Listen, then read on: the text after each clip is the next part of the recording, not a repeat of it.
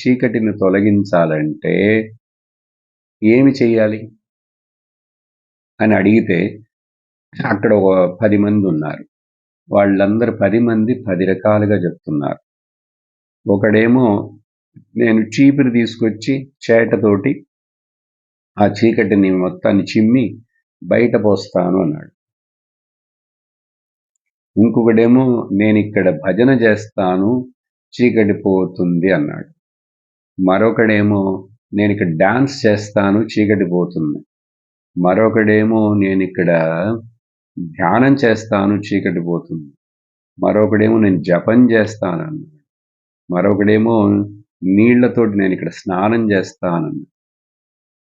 ఇవన్నీ ఇంకా ఒకడు తలకిందులుగా నేను శీర్షాసనం వేస్తానన్నాడు. వేస్తే ఇవన్నీ ఎవరు ఏం చేసినా కూడా చీకటి పోతుందా?